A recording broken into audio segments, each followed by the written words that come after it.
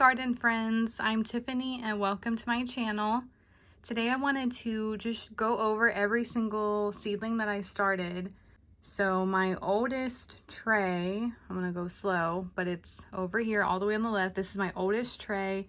I started these with the paper towel method on February 19th and it was so difficult. The paper towel method is always great for me, but it was really difficult because I used a different brand, which apparently matters. So I will link all the videos of how I grew these in the description. It'll help make this video make more sense. But I saved what I could off of those paper towels. So these 3 cups are annual salvia.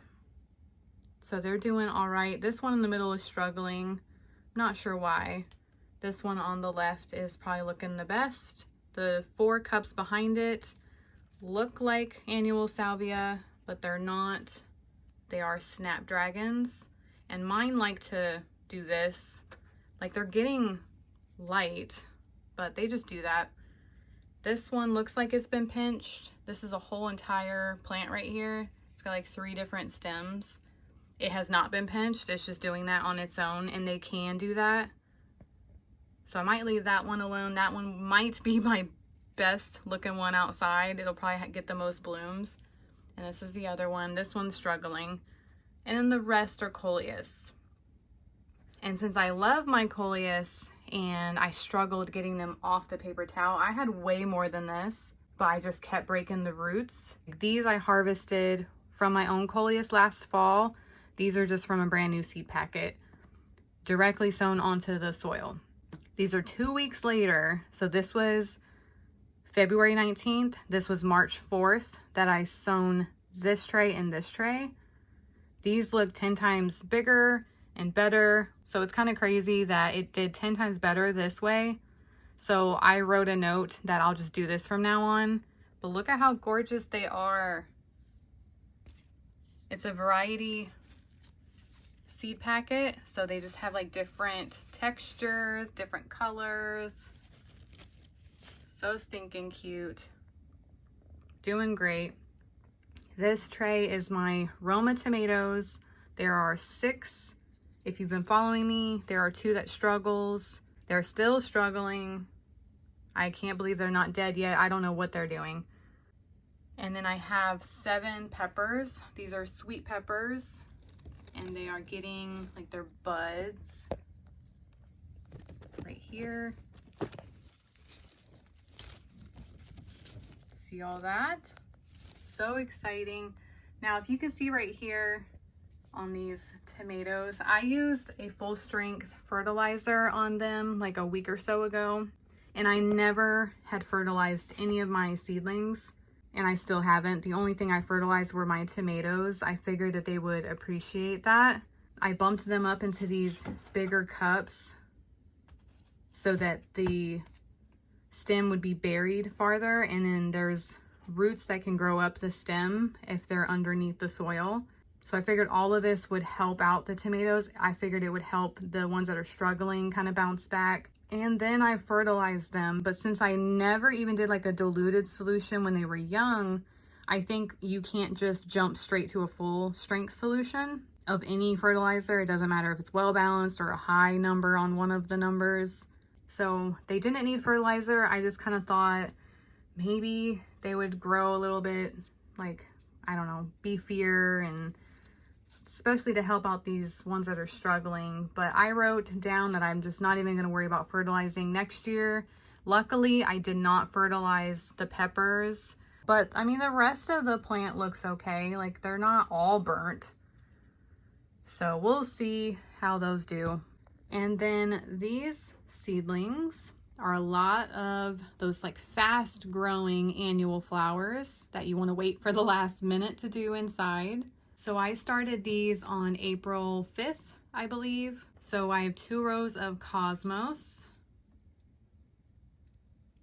So the rows go like that way. 2 rows of cosmos, 2 rows of zinnias, 3 rows of marigolds, and 1 row of celosia. Now I did overseed them, so they are sharing cups. I definitely would be bumping them out by now. They're pretty tall. I just don't have room for the extra cups. So I've been hardening off these 3 trays. So they should be ready in about like 3 or 4 days to be officially outside, as long as we don't have a frost. And then that will free up 3 spots because I only have this one shelf. And then I will thin all these out. These will still stay indoors for a lot longer, even if the weather's nice outside. We had groundhogs last year. So if you've been following me, I had like Cosmos videos and there's no updates on them. I'm so sorry, but freaking groundhogs ate them. I did not know that they are tasty. And then I didn't make a video on marigolds, but I did start those from seed as well. And they were, I bet they were older than this. Marigolds does not prevent pests from coming into your garden and eating stuff until they have flowers. So they'll think that this is a nice snack. So they're staying inside for maybe like a whole nother month probably. And I am using a heat mat on this tray. It's the marigolds and the celosia. So they like warm soil around like 70 to 75 degrees. And inside, I mean, it's not going to be that warm, like the soil's not, because these are just cups. There's 360 airflow, they dry out faster. And my husband got me my very first one, and it's only enough to, you know, go up under 1. And I don't really think it's necessary because the peppers also warned me that that is something that you should do. They love that warm soil. Most of like your summer crops are going to benefit from that because they love the heat. And this is up in a bedroom, so heat's going to travel upward. So the higher, you know, level of your house, if you can put your seedlings there versus a garage that's cold, a shed that is cold, a basement that's super cold. Since the peppers are doing amazing, I think these would have done amazing without the heat mat. But I had it, wanted to test it out, get some use out of it, kind of figure out how to do it. But you just put like a probe in like probably the dead center of one of the cups, and it just, whenever the temperature drops, the heat mat turns on. Pretty cool. So this is the growth from April 5th to April 22nd. This is the growth from March 4th to April 22nd. And this is the growth from February 19th to April 22nd. Fertilizing nothing, watering every other day. I have a fan on. I don't have it on right now just for the video because the audio would be stupid, but it dries it out to where I can just water every other day. And since these tomatoes are so much taller, the light has to be up high, and you don't want stretching, leggy seedlings.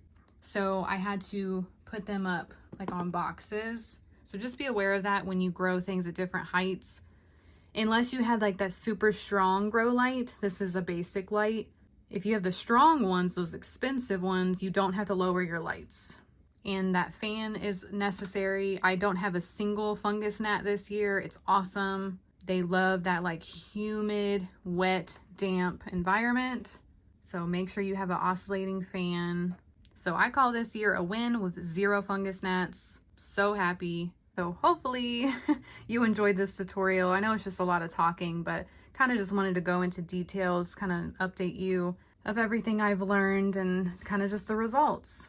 So don't forget to watch all those links down below. Kind of helps you understand, you know, for sure these trays and how far they've came, because I have multiple videos. And then this tray is strictly just me seeding them. I did not talk. It's just some music the whole time. It's a real quick video. And then this is the update after that video. And if you're a beginner, plant any of this. It'll do great. And you can do coleus. Coleus is real easy too. But hopefully I didn't bore you to death and you enjoyed this update and have fun growing all of your seedlings. Bye, garden friends.